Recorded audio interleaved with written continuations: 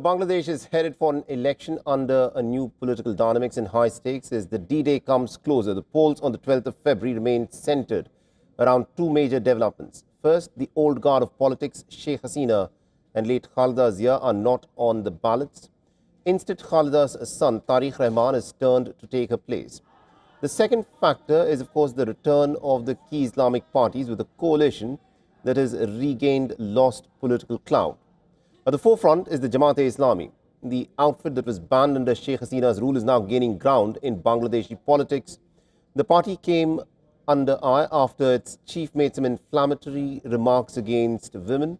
Although he later retracted his comments, criticism over this stance persists.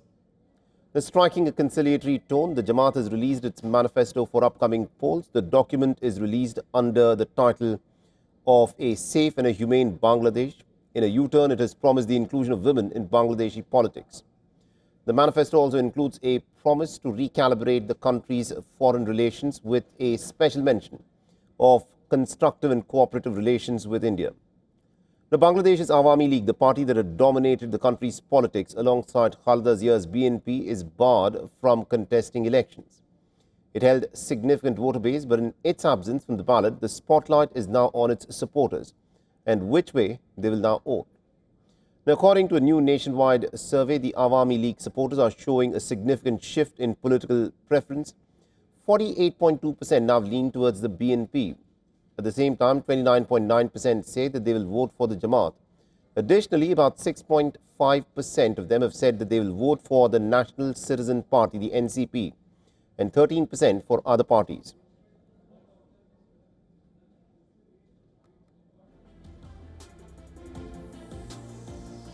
The election season, however, has been marred with violence and unrest. At least about 16 politicians have been killed since the election schedule was announced, and the government has deployed as many as about 900,000 security personnel to maintain order on the streets.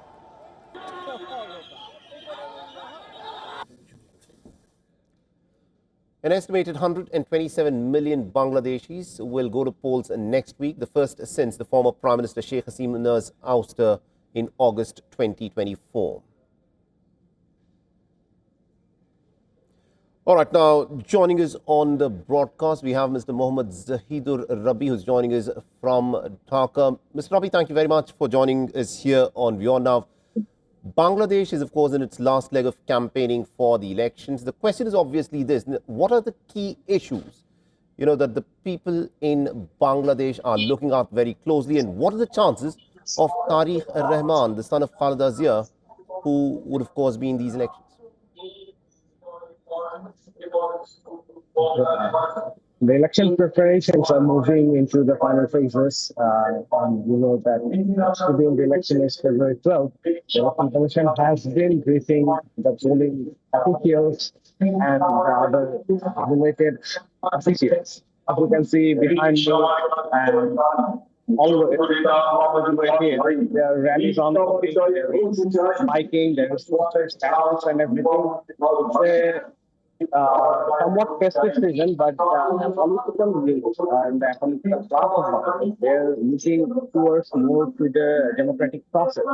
They're asking questions whether the vote will be transparent, Right, whether we can vote properly, whether what will be the voter turnout. And the campaign activities they are really great and they are engaging. The candidates, they're going door to door, they're campaigning on social media, they're campaigning everywhere. But mostly the people are asking the questions whether the vote will be in time. As you know, there's also the constitutional referendum, the yes or no vote, alongside the parliamentary election. So the people are simply looking forward to the clear and crystal clear democratic process.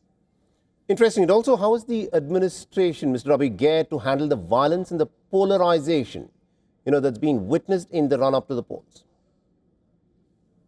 The administration and the election authorities say that they are taking extensive security measures to prevent unrest. Law enforcement agencies, including the police, the Border Guard Bangladesh, the armed forces are being deployed in coordination to maintain the law and order before and during polling day.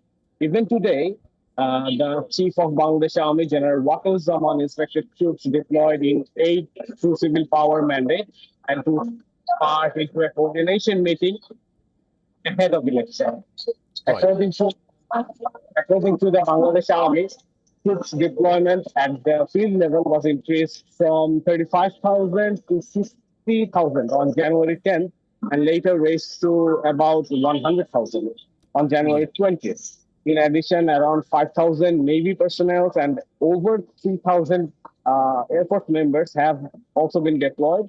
To further maintain law and order, restrictions have been placed on vehicle movements such as taxis, pickups, microbuses, and trucks will be restricted from midnight on February 11th until midnight on election day.